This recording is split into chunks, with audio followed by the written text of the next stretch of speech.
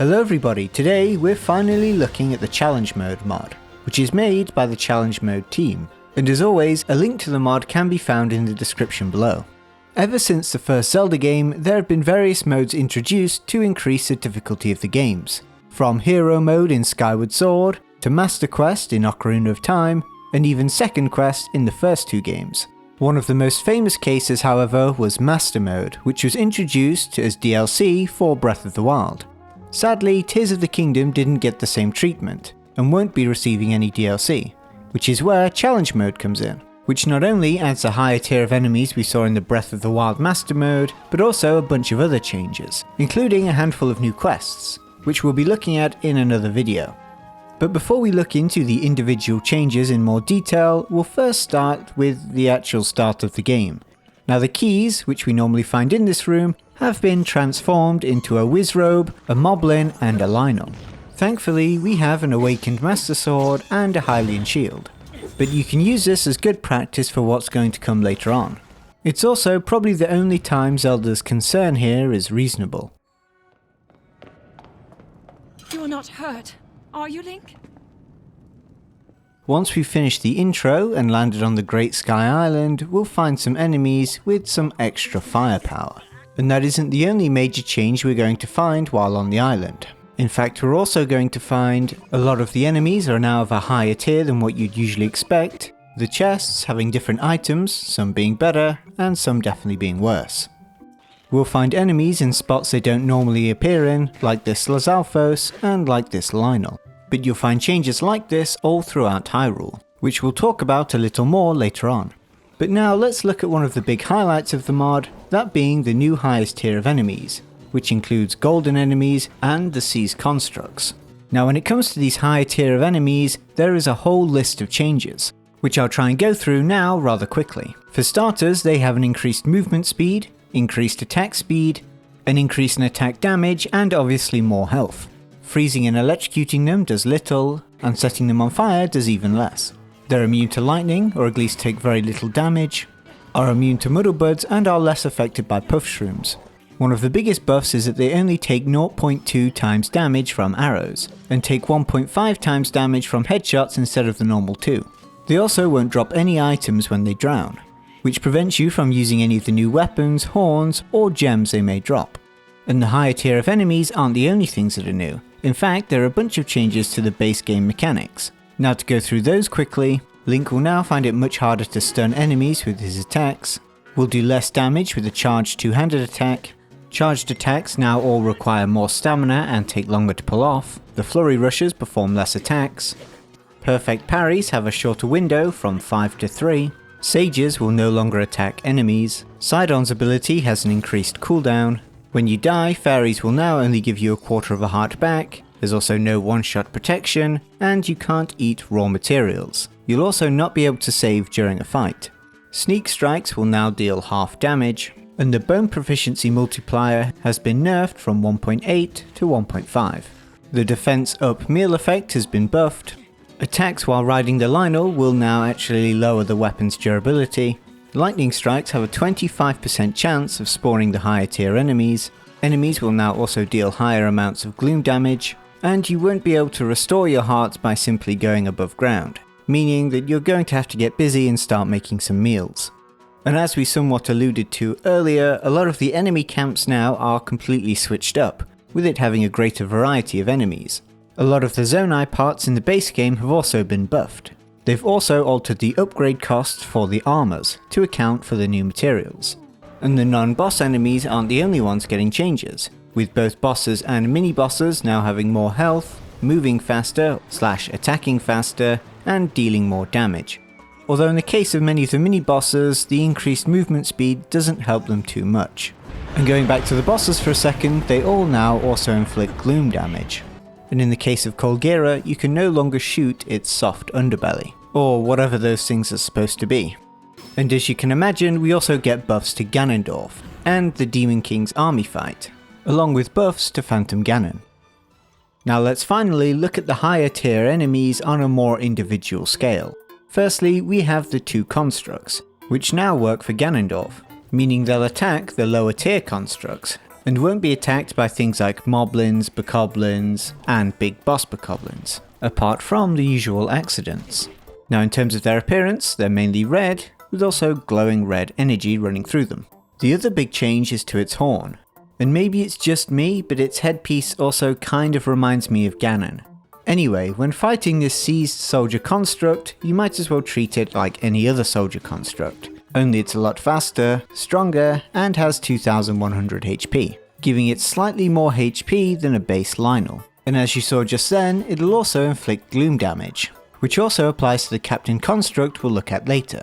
The big thing you have to watch out for is its spinning attack, which thanks to the reduced hit stun won't be stunned when you perform a flurry rush, meaning for the spin attacks you'll actually have to dodge the attack twice. They also sometimes have some new weapons, although we'll get into that in a later section. Another good option is to actually parry the enemy's attacks. Obviously it's a lot harder thanks to the nerfs, but is still very effective. When defeated, they'll drop a Zonai charge, their horn, and potentially some gems.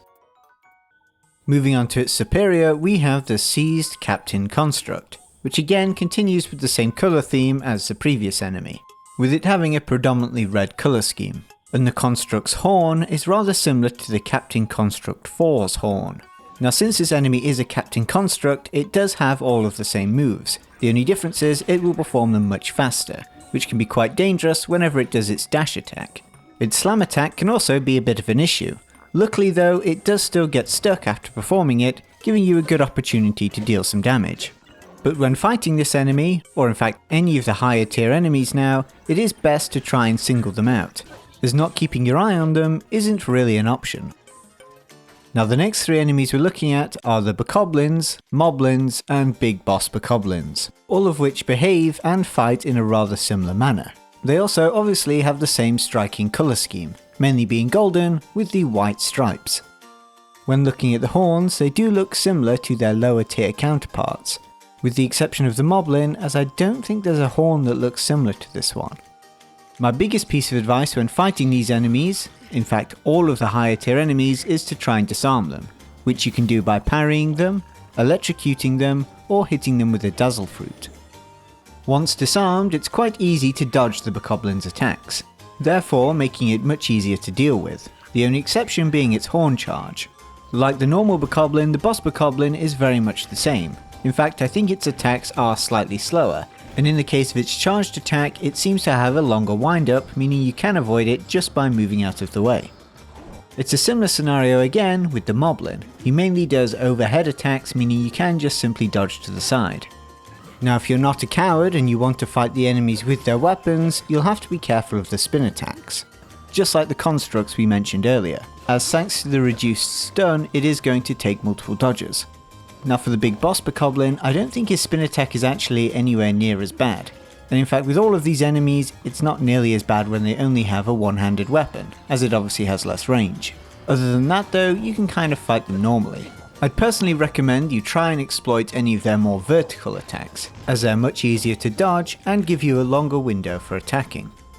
Now the most dangerous of the bunch, at least in my opinion, has to be the Moblin, as its attacks are incredibly fast. Luckily, you have a pretty big window when it stabs its sword into the ground.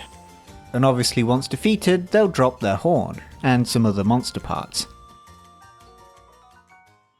And next we have the Horriblin, who is mainly gold in colour with white/brown fur, and probably has one of my favourite designs out of all the horns. When fighting these Horriblins, it's best to get them on the ground first, although the amount of time they're actually stunned for after getting hit in the head is very short. The reason you want to keep them on the ground is because their stabbing attack while on the ceiling happens really quickly and tracks incredibly well. The attacks on the ground however are pretty easy to deal with, mainly because they're quite slow and a lot of them are basically swinging attacks.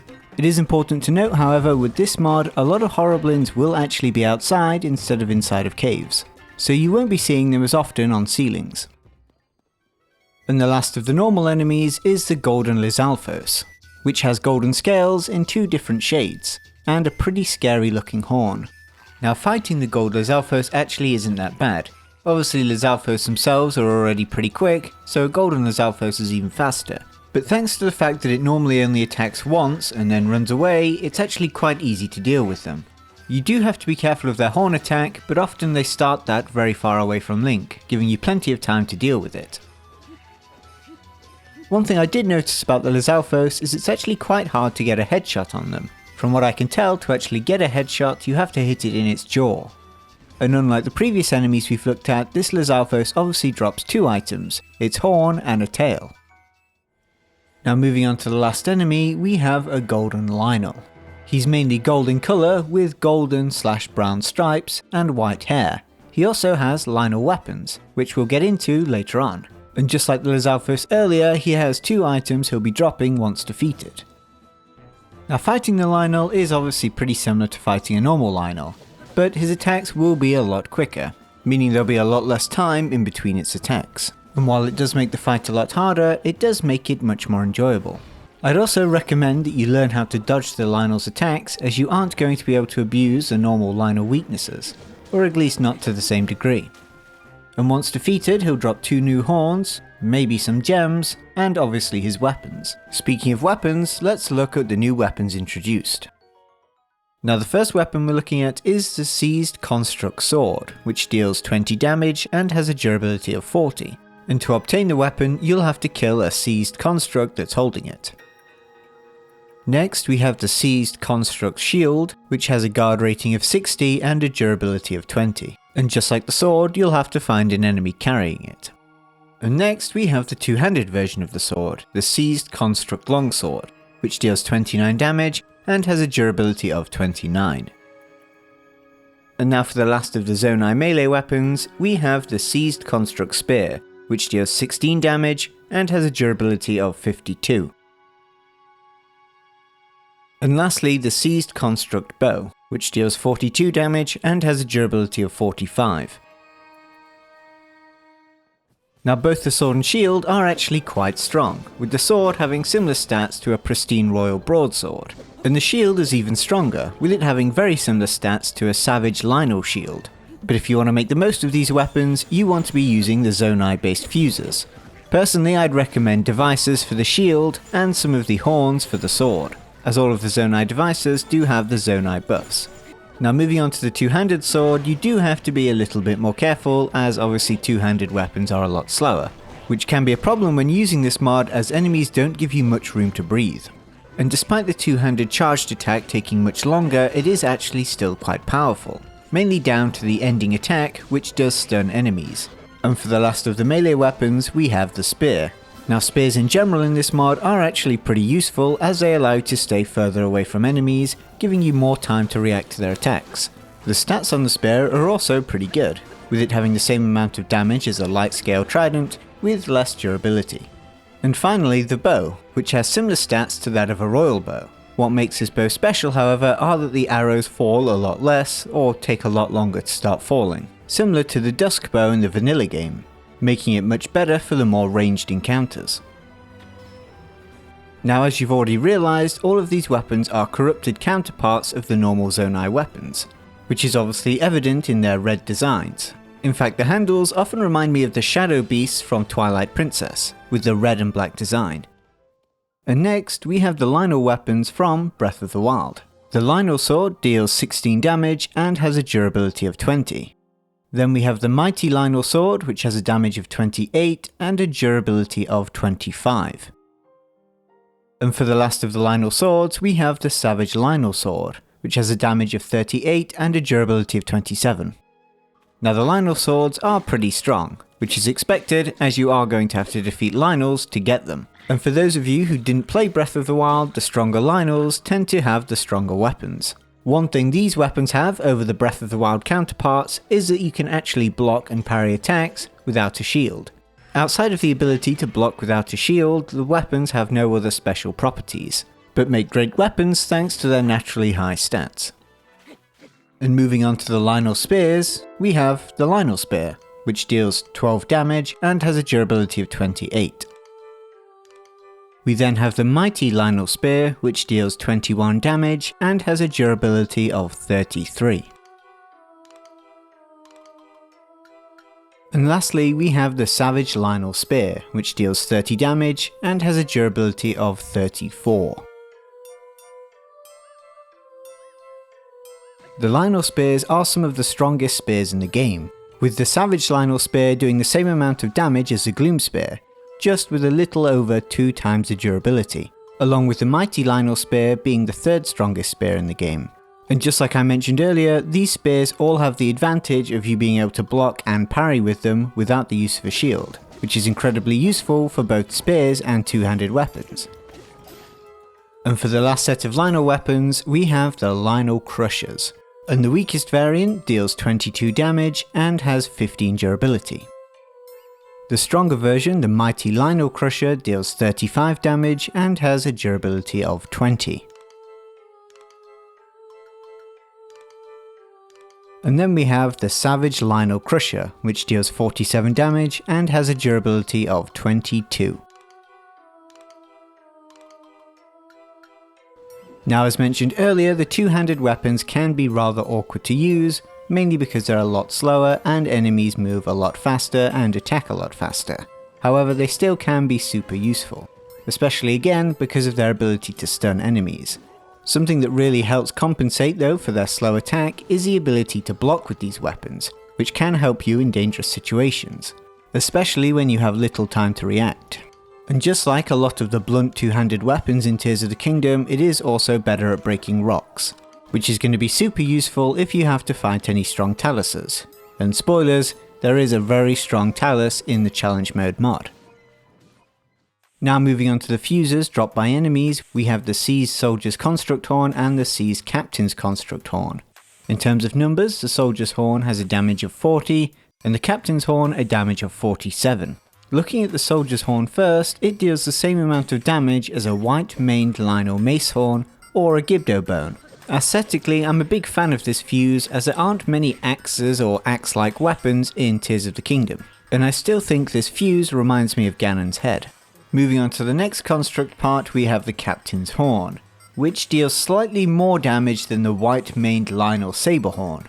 Now those of you who have watched any of my weapon videos will probably realise that one of my favourite fuses is the Captain Construct 4's Horn, which this is clearly a corrupted / twisted version of, which I think looks really good. What I really like about this fuse is that it clearly shows the seized / corrupted aspect of the constructs. And unlike a lot of the base fuses in Tears of the Kingdom, it is incredibly colourful, which is a great contrast to a lot of the vanilla weapon fuses. Speaking of colourful fuses, next we have the Bokoblin Horn, Boss Bokoblin Horn and Moblin Horn. Now in terms of stats, the Bokoblin Horn deals 42 damage, the Moblin Horn deals 48, and the Golden Boss Bokoblin Horn deals 53 damage. And looking at the designs, the Boss Bokoblin Horn looks like a mix between the black and silver Boss Bokoblin Horn. The Bokoblin Horn clearly has inspiration from the black Bokoblin Horn, and the Moblin Horn seems to be completely unique. In terms of fusing to a weapon, the Bokoblin fuse works rather well with most weapons. The Moblin Horn, however, because of its large size, does sometimes look a little bit strange, but looks fine most of the time so long as you have it unsheathed. The Golden Boss Bokoblin Horn also works rather well. The only issue is sometimes the tassels can move a little bit strangely. And next we have the Golden Lizalfos Tail and the Golden Lizalfos Horn. Now the tail is the weakest fuse in this mod and has a damage of 37. The horn on the other hand has a damage of 44. Now in terms of its appearance, the Golden Lizalfos Horn clearly takes inspiration from the Silver Lizalfos Horn, making the weapons look similar to a scythe. Now despite the tail being fairly weak, it still puts up the same damage numbers as a Silver Boss Bokoblin Horn. But the added range thanks to this fuse is really useful, as you want to try and stay away from some of these stronger enemies as much as possible. Moving on, we have the Golden Horriblin Horn, which deals 43 damage, and seemingly takes inspiration from the Black Horriblin Horn. While normally I'm not really interested in fuses that make weapons blunt, this fuse I actually do quite like aesthetically, mainly because of how well the gold and blue colour scheme works together. And finally we have the Lynel parts, with the Golden Lynel Saber Horn, which has a fuse power of 66, and the Golden Lynel Mace Horn, which has a fuse power of 62. Obviously both of these fuses are incredibly strong. In fact, both of them are 11 points higher than their silver counterparts. Although there are actually some stronger Lynel horns, which we'll get into in the next video. Aesthetically, the saber horn is my favourite of all the materials we'll be looking at today, as it kind of looks like some sort of ceremonial sword. The mace horn on the other hand looks rather unusual, I guess kind of like the other mace horns in the base game. Now obviously when using these fuses it's probably good to look for a weapon that also does a lot of damage, I guess like the Lynel Weapons, or even some of the Gerudo weapons. Another cool feature is that we can now enter more things into the Hyrule Compendium, including weapons, materials and enemies. And since we can add enemies, we can also turn them into statues.